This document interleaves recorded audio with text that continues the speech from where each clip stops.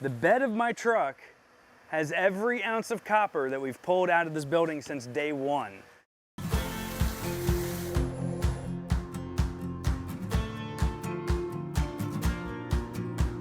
Hi, I'm Robbie Delaney. My wife Caroline and I started Muddy River back in 2011 with 35 bottles a day and a still named Freedom built in my parents' backyard. Year by year, we steadily grew the company into 6,000 square feet, our second location, taking our 30 bottles a day production to 1,300 bottles a day production. This is our first 4-year barrel done. We've outgrown our space in Belmont, so now we're moving the entire production upriver, up the Catawba, up Dutchman's Creek. Our new home will be the Mount Holly Cotton Mill, where we're doing a full historic restoration. No, I'm making donuts. Prefer donuts. Right now we just do the tours and tastings, but we're moving to Mount Holly in April. Going from 6,000 square feet to 20,000 square feet, we'll not only manufacture, bottle, and package our rum, we'll also have a full-service cocktail bar with a restaurant, private event spaces, a venue for concerts, shows, and festivals. Follow along as we transform this property from mill to still.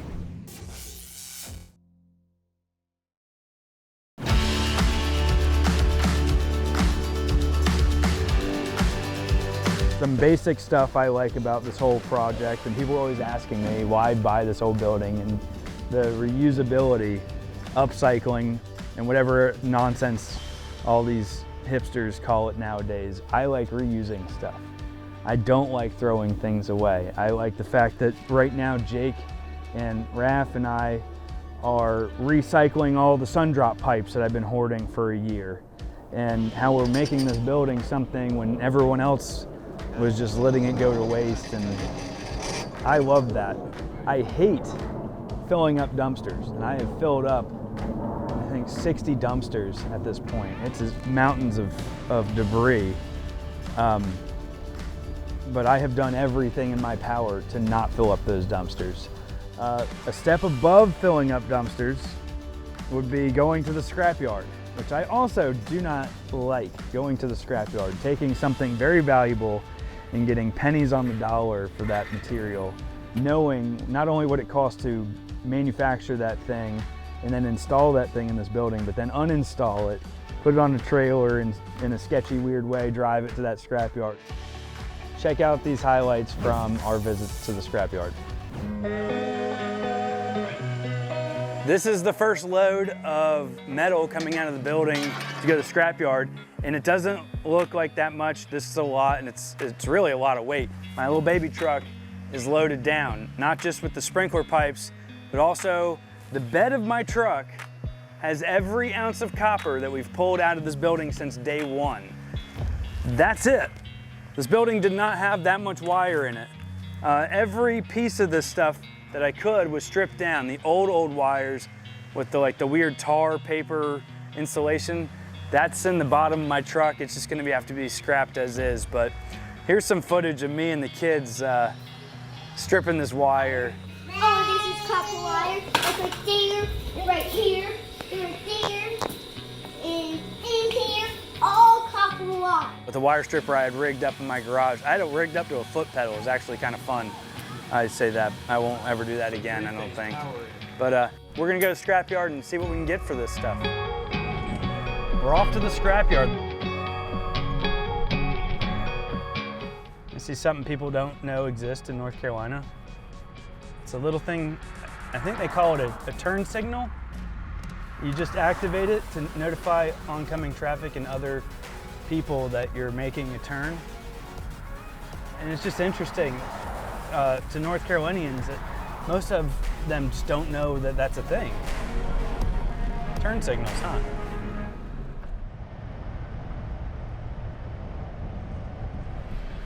All right, we're here at the scrapyard, baby. Let's see.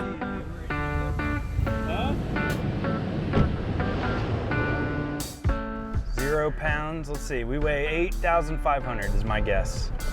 I love to play this game with myself. 8,960. That's a pretty good guess. Just Backing up in the scrapyard. You don't want to use the claw, do you? Not today. So now we go back to the scale.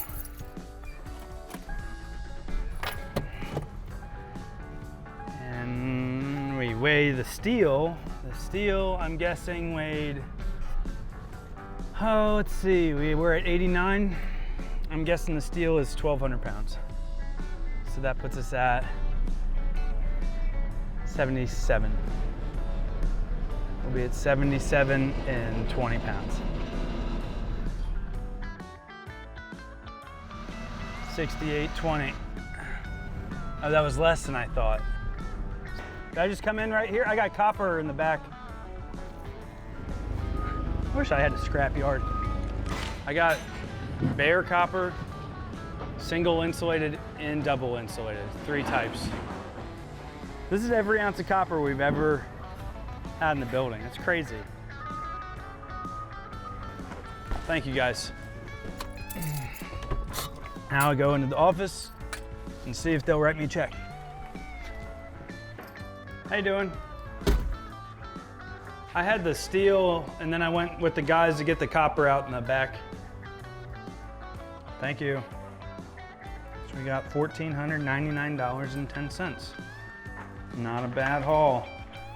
Probably cost 10 times that much to remove it from the building. FM Recycling is really good and they're very helpful and nice to work with. So 5 stars for that. And now let's get out of here.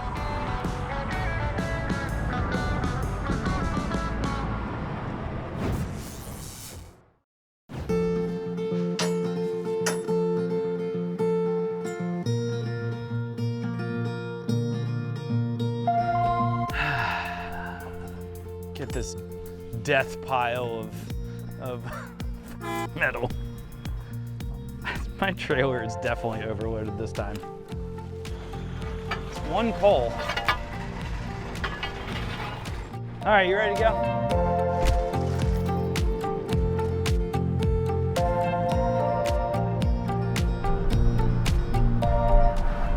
Just hope I don't blow a tire.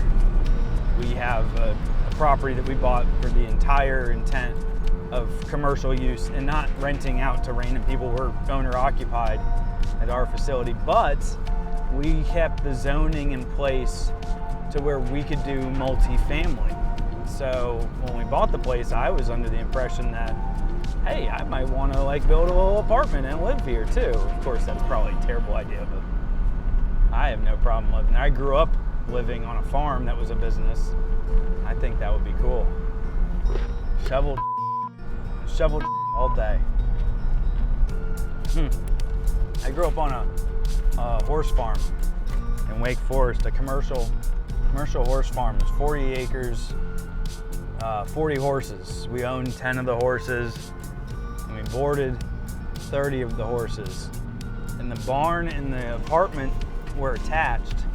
So my family lived upstairs, except for me. I lived downstairs in what was supposed to be the employee lounge, but it never became that. It was always my bedroom. And on the other side of my bedroom wall was literally a horse stall. Yeah, that's crazy, but farms are a lot of work. Growing up on the farm teaches you how to work. And you're raised in an environment where you can't just, you never have the right tool. So you make do with what you have. You can't stop. There's no like, oh, I worked hard, so I get to relax now. You know, the world we live in, the mentality, the entitlement that people have is absurd. So I grew up in an environment where life's a cruel, evil bitch. You don't, just because you did something doesn't mean you deserve to now do this. You work hard and you get things done. And I think, yeah, my mom really enforced that growing up. And unfortunately, it held strong. With my sister and me, both, I think, work stupid, obnoxious hours all day, every day, because we don't know any better. Yeah, of course. I go home and I meet with the, what do you call the CFO, the Chief Financial Officer, AKA my wife. and we have a 20-minute conversation that's constantly interrupted by a 4-year-old and a 2-year-old. We inevitably give up because we realize that, hey, you know, we should probably play with these kids. And yeah, we chill with the kids, we put them to bed, and sometimes we'll watch a TV show. We watch TMZ. Caroline and I's long-term goals are, well, raise nice kids and have a good business, but also one day we're gonna go take the TMZ tour. I hate the celebrities on TMZ. I like the staff. And I think my favorite character, I'd have to say, is Derek, because he's the one that everybody beats up on all the time because he says stupid stuff all the time, but Derek's my favorite. I don't know what Caroline says. We never really talk about that, but we just love the interactions that they have with each other. And I like to think that I have a similar relationship with the people I work with, where we say stupid stuff. And I mean, a real HR would probably, you know, pass out if they heard a conversation, but I don't know if it's necessarily appropriate, but we you know, it's just a good, healthy, you know, friendly, non-hostile, non-competitive. Everybody's helping each other out, and you get that, you see that through TMZ. So it's just a little bit of, you know, the world's an okay place in that show.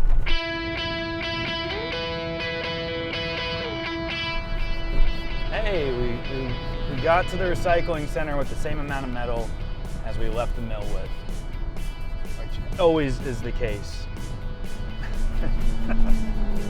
We don't drop metal on the side of the road. And we're here. Oh yes, I want to guess a weight. What were we, 9,020 pounds? My guess is this truck and trailer weigh 10,330 pounds. 10,330. 10,230. 10,220.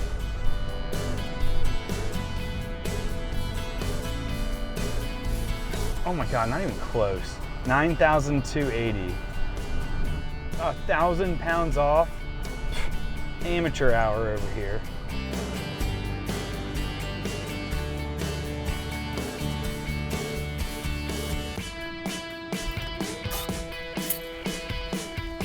Oh. I don't think I'm getting any help today. What were we, 9,280? I don't even remember the empty weight of this thing.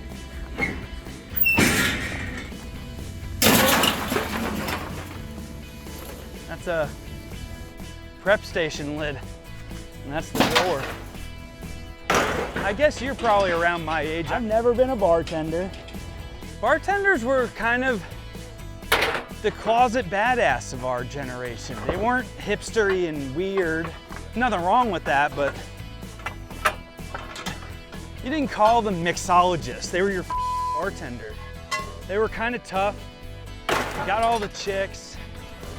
They made regular drinks and did regular things. It was just low key. And now, because I kind of wanted to be one too. I pictured like being in school and be like, that'd be a great way to get some money. And that's what I get paid. And I don't even think I can pick this up. No, I got it. I got it.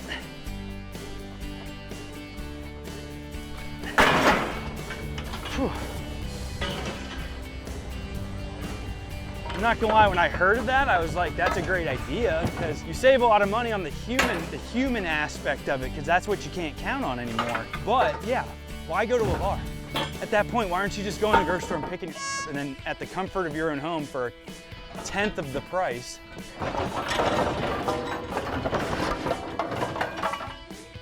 The claw? You want to use the claw?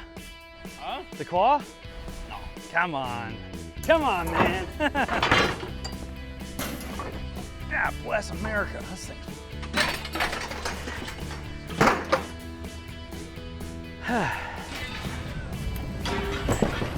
Holy... Whoa. Remember not to mess with you, man. Okay. Over the hill.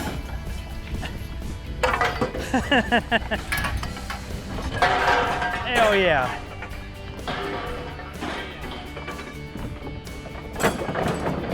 You know how they do that ring toss game? There's our rings for the ring toss game.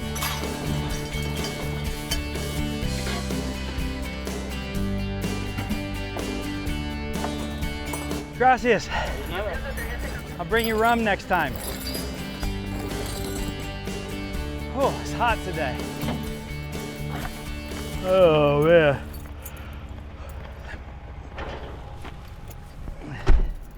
What an operation. I wish the claw came. The claw is awesome. Look at that thing. That's a claw. I've never had that claw before. One day. Aspirations. All right, what's the new estimate? Oh, you want a grill? That's nicer than the grill at my house. And 10 times the size. All right, 7,300.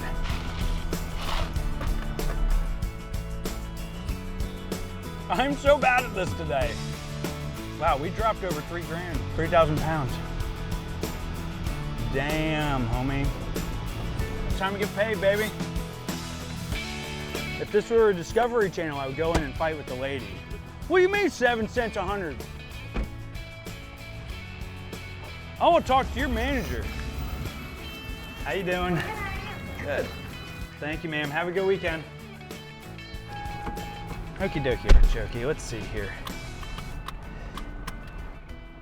Okay, so we went in at 9,280 pounds. Mind you, this is a first-gen Tacoma. I think my dry weight on the vehicle is 3,400 pounds. Actually, let me find out. What the hell is it?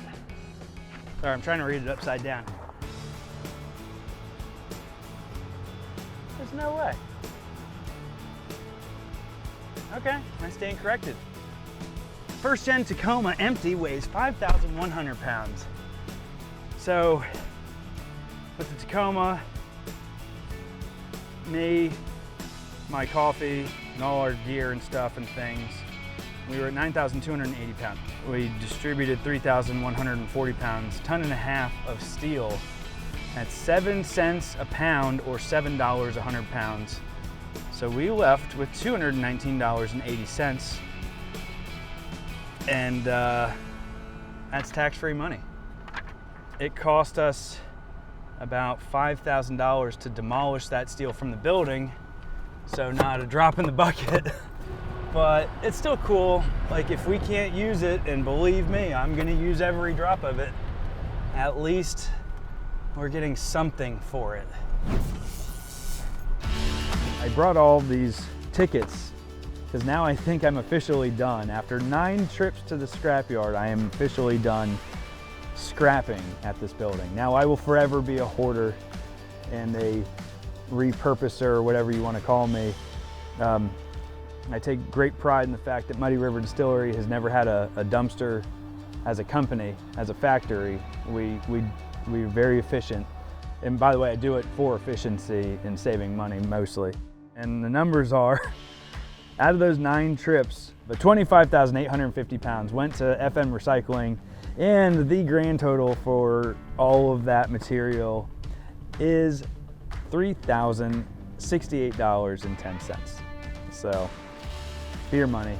I mean, that's not nothing, but compared to the cost of removing it from the building, it is nothing. 50% of the money that I got from this is from one trip where we did all the copper.